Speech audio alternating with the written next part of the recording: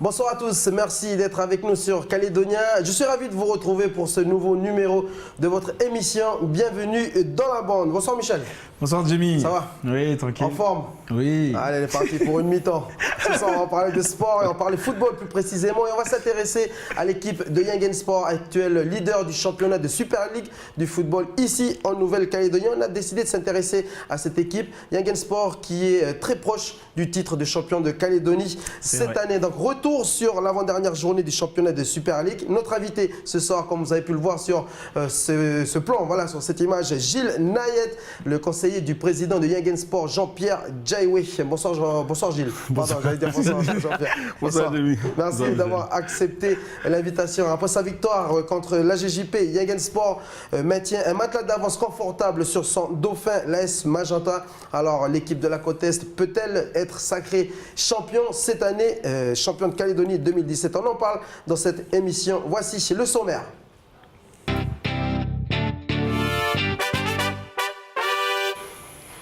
Voilà, je vous le disais, il est le conseiller du président de Yingen Sport, Jean-Pierre Jaiwe. Gilles Nayet, ce sera lui. C'est avec lui. On va voir ce soir si Yingen peut devenir champion, non pas sur le terrain, mais surtout d'un point de vue administratif. Voilà, ça sera la question sur laquelle on va essayer de vous apporter des réponses ce soir. Le titre de champion de Super League, c'est un trophée qui vous fuit depuis quelques saisons. Est-ce que vous êtes confiant pour cette année, Gilles? Quand je dis vous, c'est toi avec l'ensemble du staff, mais on ne perd pas les bonnes habitudes. Oui, non, on est confiant et on veut rattraper notre loupé de 2015. Voilà, et on veut rattraper pour cette année 2017 pour que le club soit champion. On est parti pour être champion. En tout cas, sur le terrain, vous êtes bien parti pour. Comme je le disais, vous avez 8 points d'avance sur votre dauphin, l'AS Magenta. Alors Gilles, la question que tout le monde se pose, est-ce que l'équipe de Yingen Sport est sous la menace de sanctions administratives qui pourraient lui retirer des points et donc lui faire perdre le titre de champion, comme ça s'est passé en 2015, tu viens de le dire. On va vous apporter des réponses ce soir et on va surtout s'intéresser à ces sanctions administratives. Qu'est-ce que c'est que ces sanctions administratives? On va le voir dans cette émission. Toujours dans le sommaire, Michel, ce soir, tu présenteras le résumé des 2 matchs qui ont été diffusés en direct ce samedi sur Calédonia. C'est ça. Alors ce soir, avec moi, on va revenir sur la 21e journée de la Super League ce week-end. On va voir aussi les autres résultats et le classement. Et devinez quoi? Vous savez quoi? Qui est l'auteur du meilleur arrêt du jour? L'auteur du meilleur arrêt de cette 21e journée. De cette 21e journée, oui. Ok, alors Michel, un petit coup de cœur, tu nous vous restez avec nous, Vous restez avec nous, on va voir ça à la fin de cette émission. On dit tout de suite, c'est le coup de cœur pour un gardien. Ah ouais, carrément. Ok, allez, on passe à la rubrique. C'est comment? Jingle, merci.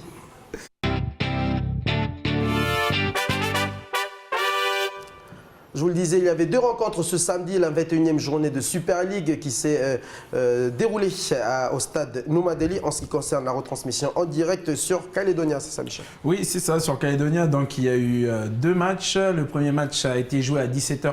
C'était le match qui opposait Yingen Sport, les Bleus de la côte Est, face à l'AGJP, victoire de Yingen 3-0. Et l'autre rencontre, c'était AS Magenta face à FC Belep, match disputé à 20 h et victoire de l'AS Magenta qui s'est imposé 2-1. Les hommes de Félix Awawa, oui, se sont imposés au stade de Numadélé. Et regardons ensemble le résumé de ce match avec les commentaires de Romain Pabeni et Kamali Fititeafi. Tia Leata. Un peu compliqué, pardon. Excuse-moi, Kamali. Je le connais très bien. Je le connais très bien, Kamali. Allez, on regarde le résumé, c'est tout de suite. À l'adversaire avec Okiniken qui va pouvoir relancer les siens.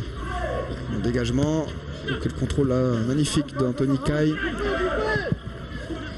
Renverse le jeu. Ça va filer vers Bertrand Caille. Bertrand Caille dans la surface. Bien fait. Superbe Bertrand Caille en retrait. Et on l'a, heureusement, Jackie Wedane. Le corner à nouveau. Bertrand Caille s'est rentré en tiré au premier poteau. Pour l'instant, pas très bien tiré ce corner. Mais il a encore le ballon, Bertrand Caille. Là, c'est un superbe centre dans la surface. Bami sur ce centre et cette passe décisive. Prise de balle, enchaînement derrière. Attention, on le voit, c'est enroulé, c'est bien fait. Encore une erreur de marquage. Et puis Ivanoé Bami qui vient donc là inscrire ce premier but le premier but de cette rencontre. Oh, l'enchaînement bien fait. Hein. Son 5e de la saison pour Ivano Ebami. Et la JJP a su aussi bousculer cette équipe de Yengen-Sport. Voilà la fin des 45 premières minutes qui viennent d'être donnée par monsieur Lacour. Une touche de la JJP. Bien fait là ce petit coup franc. Ça va peut-être profiter à Bertrand Caille. Oh là là, penalty. Main de Jackie Wainane qui va peut-être profiter donc à Bertrand Caille. On voit cette intervention. Ah oui, il y a main de Jackie Wainane. C'est malheureux, mais Bertrand Caille l'a vu. Même Le lui, il s'est rendu capitaine compte, je crois. Bertrand Caille face à Adam Wamedjo pour peut-être breaker et permettre à Yengen de conforter certainement sa place de leader. Bertrand Caille pour peut-être là aussi son 18e but de la saison. C'est parti, Bertrand Caille, Oh, c'est fait. Ah, voilà. et c'est marqué pour le buteur de cette équipe du Nord. Non contrôlé. Voilà qui permet à Yengen Sport de marquer leur deuxième but. Attention à cette action avec Gianni Kayara. Son premier ballon s'est bien donné avec Brice Daïté. Daïté, on retrouve à nouveau Gianni Kayara sur le côté. Le centre magnifique, quel but Oh là là, de Potin pour moi. super. De voler. Ah, c'est le centre parfait entre le point de pénalty et le gardien. Pourtant, Et à bout portant, là, il n'est pas en jeu, hein, il arrive de derrière. Potin Poma, superbe but. Superbe but et surtout belle passe de Gianni Kayara. C'était qui les consultants, Michel? Le consultant? Les personnes qui ont commenté le match?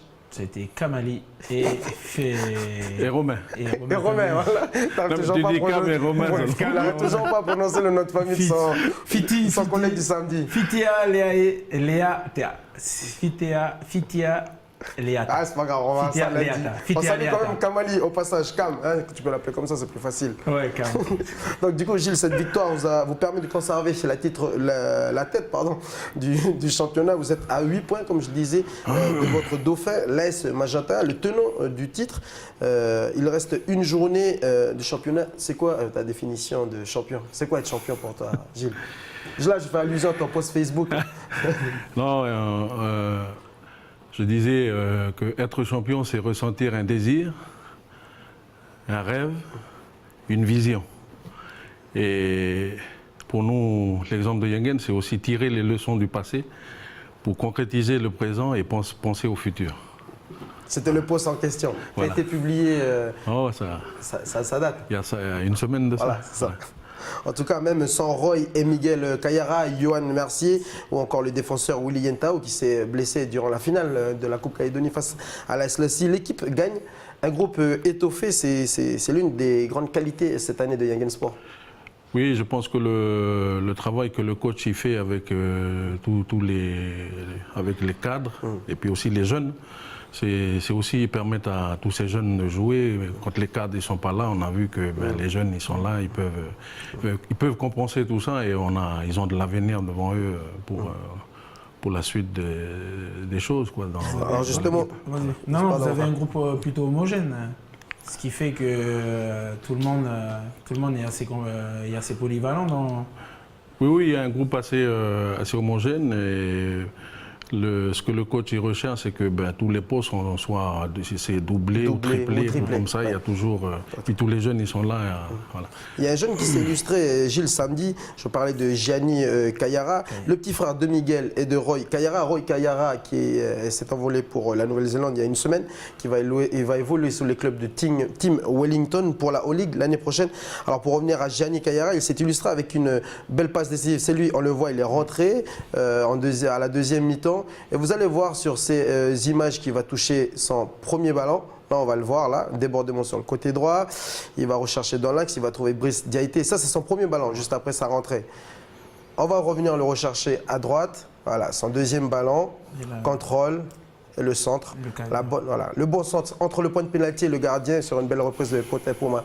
Ça, c'est la relève de Yengen Sport. Oui, c'est la relève, puis c'est tout le travail qu'ils font à l'entraînement avec le coach et tout ça. Je veux dire, c'est une récompense de tous ces jeunes qui sont toujours là avec les cadres. Tous les week-ends avec l'équipe qui sont toujours là. C'est une bonne augure pour la suite. Alors Yengen Sport qui a souvent été critiqué par l'absence d'équipe jeune. Une réaction? Cette année, on a relancé parce qu'on va parler tout à l'heure des obligations, mais oui. voilà, c'est par rapport à ces jeunes. On essaie de compenser tout ça. Mais cette année, on a du potentiel au niveau des jeunes. Hein. Ça y est, on remet tout ça à je pense que d'équerre. ce titre va pouvoir aussi apporter ce nouveau souffle. Que recherchent justement les joueurs cadres, ça va permettre de motiver les jeunes. C'est permettre aussi aux cadres de se préparer tout doucement dès qu'ils sont un peu fatigués, et puis de passer le flambeau à tous ces jeunes. Il y avait un deuxième match, Michel, entre Mondor, le Belep Mondor, l'avant-dernier du championnat, et l'AS Magenta, vous le disiez, le dauphin de Yaguen Sport. C'est ça, l'AS Magenta qui s'est imposé 2 buts à 1. Tout a mal commencé pour l'équipe d'Alain Moisan, tenue en échec par l'équipe du Mondor. Il faudra attendre la seconde mi-temps pour voir l'ouverture du match.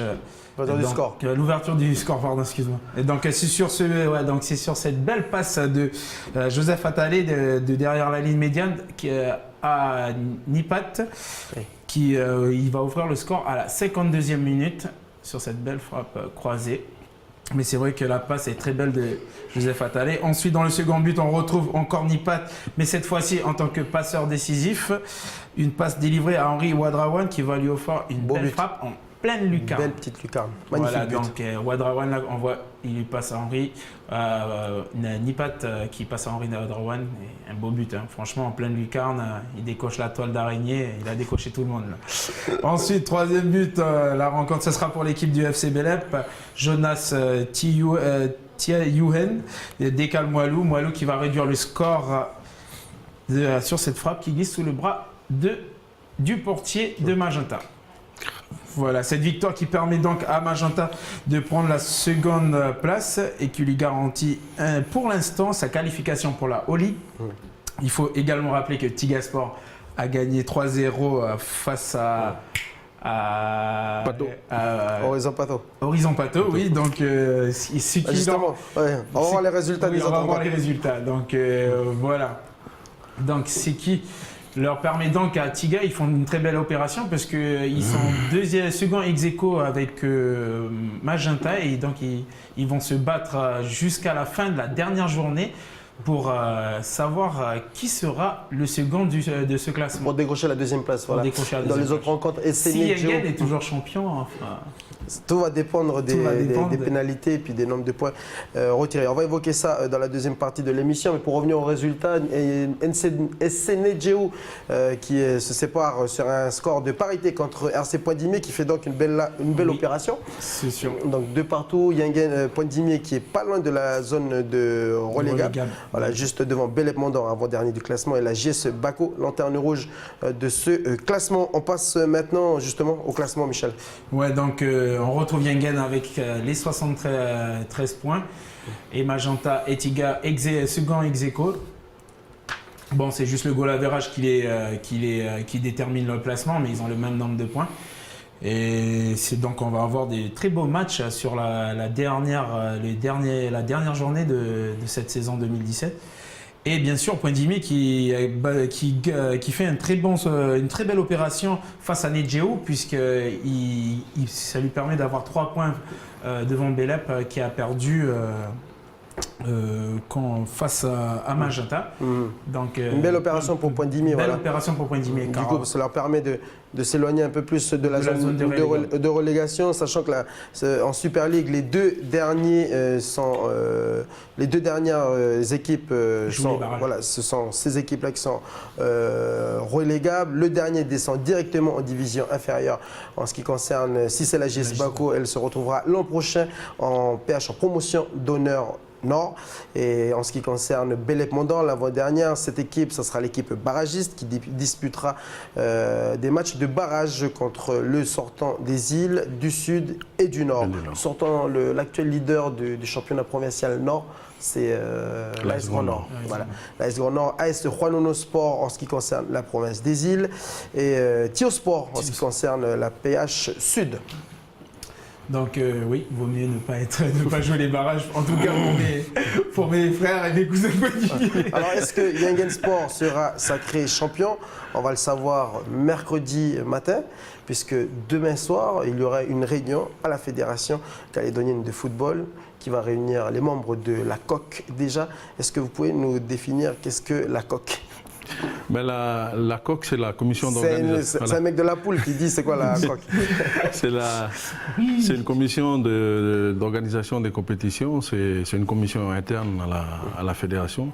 C'est lui qui programme les matchs, c'est lui qui statue sur plusieurs pour toutes choses. les catégories. Voilà, pour toutes les catégories.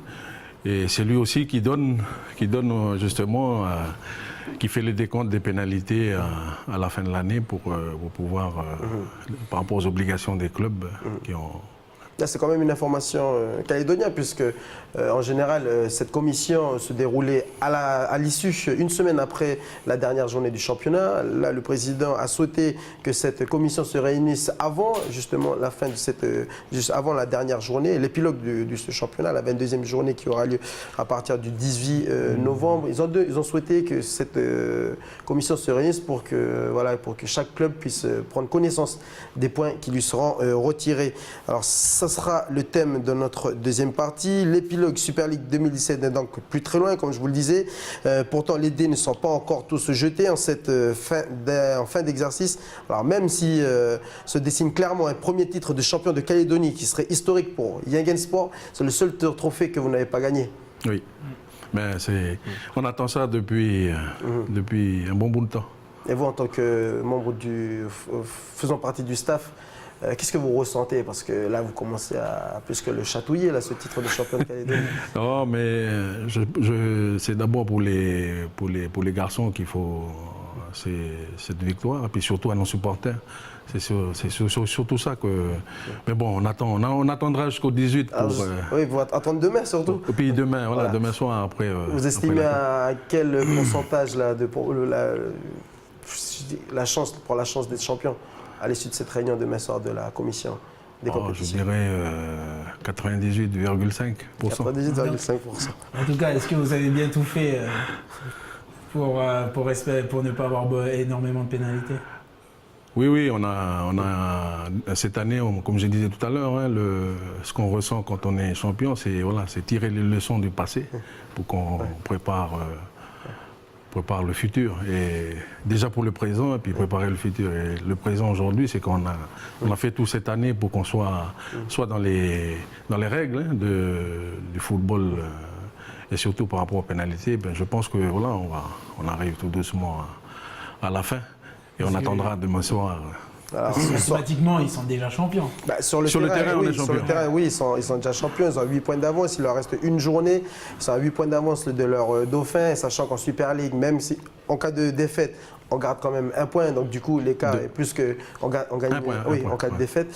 Ouais. Et donc là, ce soir, sur Calédonia, eh bien, Yingen est quasiment champion de Nouvelle-Calédonie à 98,5%, comme vient de l'annoncer Gilles Nayed, le conseiller du président de Yingen Sport, Jean-Pierre Djaïwe. Alors, est-ce que l'équipe de la côte Est peut voir son titre s'envoler à cause du non-respect des obligations? Réponse dans la deuxième partie de l'émission. À tout de suite.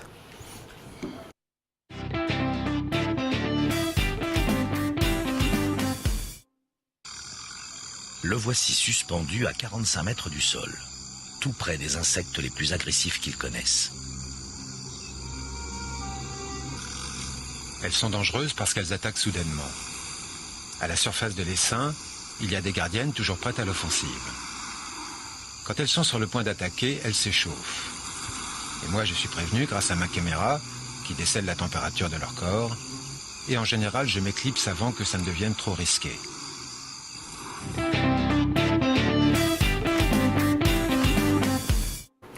Nous sommes de retour dans la deuxième partie de votre émission. Bienvenue dans la bande, on parle de football. Ce week-end, c'est joué l'avant-dernière journée du championnat de Super League, la 21e journée. Yingen Sport est premier avec 8 points d'avance sur son poursuivant, l'AS Magenta. Je vous propose de revenir encore sur le classement. Voilà, Yingen Sport premier avec 73 points. Deuxième Magenta, 65 points. Ex-aequo avec Tigasport, 65. Donc il y a une belle bataille pour obtenir cette deuxième place, comme le disait Michel en première partie. partie. Cette deuxième place du classement est synonyme de qualification pour la O-League en 2019. Voilà, sachant qu'on a toujours un temps de retard. Voilà. Et l'avant-dernier de ce classement, Bel Epemondor avec 36 points et la GS Bako 25 points, lanterne rouge. Alors le conseiller du président de Yingen Sport, Jean-Pierre Djaïwa, Gilles Nayet, c'est notre invité ce soir. Il a annoncé en fin de première partie de l'émission, Yingen Sport pour lui est quasi champion à 98,5%. Alors il y a quand même 1,5% de risque pour ne pas être champion. Alors d'où viennent-ils ces risques? On va le voir dans cette deuxième partie. Comme je vous le disais, à chaque fin de saison, on entend toujours parler des points de pénalité, de sanctions, des équipes qui se voient retirer des points pour ne pas avoir respecté les obligations que tous les clubs de Super League, c'est-à-dire les 12 clubs en lice, doivent assumer. Alors Gilles, quelles sont ces obligations? Alors au début du championnat, on a un règlement de compétition qui est donné pour l'année, voilà, l'année 2017. Et dans ce règlement de compétition, on a ces obligations. Obligation de faire les jeunes, les catégories jeunes, obligation pour les arbitres. Quand tu dis obligation de faire des jeunes, c'est-à-dire? Les jeunes, c'est-à-dire les U8, U10, U12, U14, U16. Et si on n'a pas d'équipe de U19, on fait vous devez créer des équipes. Voilà. Et si on n'a pas des équipes de U19, on fait les féminines. Voilà. L'exemple de Yingen, nous, on n'a pas de U19, mais on a une équipe féminine. Ah, okay. Ça, c'est concernant les catégories jeunes. Oui. Après, vous avez, pour les arbitres, l'obligation d'avoir un trio d'arbitrage. Oui. Il y a ça. Et donc, du coup, sur ces obligations, à l'heure actuelle, vous les avez tous assumées? Ces obligations, on les a assumées au niveau des arbitres. On termine, par rapport à nos jeunes, on termine les plateaux qui ont... Parce qu'on doit... C'est-à-dire, qu'est-ce que c'est un plateau? Un plateau, c'est... Pour valider un plateau, c'est quand il faut 3 équipes. 3 équipes où les 3 équipes, ils jouent ensemble. C'est un petit tournoi. Ouais, un petit tournoi. Voilà. L'idée, c'est que les gamins, ils jouent durant l'année. Mais on a droit à 15 plateaux pour les jeunes, annuels. Voilà. Et vous en avez fait combien? Ben, on est vers une dizaine, là, on termine ce week-end. On a fait un week-end dernier, encore ce week-end, et puis voilà. Alors j'aimerais que l'on revienne encore sur les obligations que tu viens de citer et d'énumérer, et qu'on s'arrête un coup sur chaque obligation que tu viens de citer, qui doivent respecter à l'article 9 du code juridique, enfin, du cadre du règlement de la Fédération calédonienne de football, pour bien expliquer, pour qu'on comprenne bien, parce que c'est quand même assez compliqué. Et puis, pour des gens qui ne jouent pas au foot. Voilà, c'est ça. Et donc du coup, par rapport aux équipes jeunes, les moins de 19 ans, vous n'en avez pas. Mais vous vous êtes engagé à monter, à créer une équipe féminine. Ça, c'est fait. Première obligation qui est respectée. Et après, là, on a le quota. Vous pouvez avoir des sanctions? Non. Non, puisque vous avez respecté. Il manque encore des plateaux qu'on doit... Tout en sachant que nous... là, je tourne ma casquette, c'est le président du comité. Non, c'est pour, on finit notre championnat, tout le championnat qu'on a calé durant cette année, le 9 décembre. Oui. Mais tout en sachant que les 3 clubs de Super League, Poinimé, Yingen et Bako, ils ont ces obligations à respecter. Okay. Donc, si on n'a pas d'équipe de moins de 19 ans, on monte une équipe féminine. C'est le cas avec Yingen. Et au niveau des moins de 10 ans, des moins de 8 ans, U8, U10, 12, 14, 16. Si on n'a pas de 19, on fait une équipe féminine. Toutes ces catégories que vous venez de citer, les clubs de Super League sont obligés de les avoir. On a, par exemple, pour Yingen, pour Bako et Poinimé, ils sont obligés de faire des ententes parce qu'il y a des catégories qu'ils n'ont pas. Bon, Yingen, on a la chance qu'on a tous ces gamins, mais voilà. Ça, c'est aussi une autre histoire là, concernant les ententes. Oui. Bako, il fait entente avec Sekone pour un certain nombre de catégories de jeunes. Poinimé le fait avec Chamba pour un certain nombre de catégories de jeunes aussi, pour pouvoir rentrer dans ces obligations. Pour respecter ces obligations. Voilà. Au niveau ça veut dire que pour Yingen Sport, la commission doit être obligée d'attendre le dernier plateau qui aura lieu. Non, ils ont déjà les éléments parce que tous les mois, le comité Nord, il fait un point et puis il envoie. Voilà. Ils ont déjà sur le quota des arbitres aussi, parce qu'il faut que les arbitres ils font 9 pour les quotas annuels. Voilà. Ça, c'est par rapport aux arbitres. Alors, juste récapituler. Alors, vous venez de citer les différentes catégories que les 12 clubs de Super League doivent avoir pour ne pas être sanctionnés. Ce sont des obligations. Si on ne respecte pas ces critères, on ne peut pas accéder à la Super League. Et concernant les catégories jeunes, c'est-à-dire les moins de 8 ans, les moins de 10 ans et les moins de... 12, 14. U8, U10, U12, 14, 16, 19. Si tu n'as pas de 19, tu fais les féminines. Et ces catégories-là, ils ont un quota de nombre de plateaux, de matchs, de tournois qui doivent effectuer. 15 à l'année. Ils doivent effectuer 15 tournois. 15 plateaux. Ces données-là sont remontées en ce qui concerne Yang Sport, sont remontées au comité provincial Nord de football. L'organisateur, c'est les comités. Voilà. Nous, on fait pour le Nord, le Sud et les îles. Comité île, comité Sud, ils font. Et après, ils remontent ça à la COC. À la COC. Et c'est la COC qui valide tous ces... Ok. Donc, et ensuite, c'est à partir de là qu'ils prennent des sanctions. Voilà, c'est à partir de là, eux, ils regardent, la commission d'organisation de compétition, ils regardent par rapport à tous ces... Est-ce qu'ils ont comment respecté toutes ces obligations. Et après, c'est eux qui statuent après sur le... Ok. C'est ça un peu les pénalités. Les pénalités. Ok. Et les arbitres, vite fait, ils doivent... Un trio arbitral doit arbitrer combien de matchs à l'année? 9 à l'année. Ok. Ouais. Et là, vous êtes dans les clous? Nous, on est dans les clous. Donc, du coup, en ce qui concerne l'arbitrage, vous êtes sûr qu'il n'y aura pas de sanction? Il y a ça et aussi il y a les éducateurs. Voilà, oui. éducateurs. Et au niveau des éducateurs, voilà. Oui, vous pouvez nous dire les obligations? Par exemple, il faut un éducateur pour les jeunes, éducateur pour la grande équipe, il faut des personnes diplômées. Diplômés. Nous, on a la chance d'avoir Félix qui est diplômé. C'est toutes ces obligations aujourd'hui que... Voilà. Mais c'est une bonne chose qu'il y a ces obligations, mais ce que je veux dire, c'est qu'il faut aussi les adapter. Aujourd'hui, il faut adapter toutes ces obligations parce que le football d'aujourd'hui, c'est plus il y a 20 ans. Ouais. On est obligé d'adapter le football à la réalité d'aujourd'hui. Hein. Surtout sur les FIFA, il y a des critères, voilà. Il y a des critères sur lesquels il faut s'aligner. On est obligé d'avoir des obligations pour que les clubs puissent... On est obligé d'avoir un cadre pour que tout le monde suive. Quoi. On termine avec cette belle image. Michel, ce coup de cœur. Ouais, carrément. Mais bon, c'est Yengen encore. Ah, il te reste 30 secondes. Ah, 30 secondes. Il te reste 30 secondes. Bah allez, on regarde ça de suite, voilà. C'est trop joli. Ah, c'est Rocky, ça. Voilà, l'arrêt du gardien Yengen. Regardez. C'est bien fait encore. Et heureusement, une couverture de Jordan Diné qui a été encore excellent ce soir. Le petit ballon pour Hubert Maé. Quelle parade encore, Rocky Nickel. Parade, nickel arrêt. Je peux vous dire que celui-là, il sera dans le top arrêt de la fin de saison. C'est pas le meilleur gardien pour rien. J'espère que Jamie Walmo qui nous préparera ça, un top arrêt, j'en suis sûr, un top but, celui-là il l'a bien vu, parce que c'est un magnifique double arrêt. Et là JJP qui continue de pousser. Ça va, excellent. Double arrêt du gardien de Yengen Sport, Rocky Nikein, gardien de Yengen, mais qui est originaire de Gaïcha. Voilà, juste pour la petite histoire. Ça va, avec ton livre Et c'est le meilleur gardien. C'est ça, Yengen qui le dit.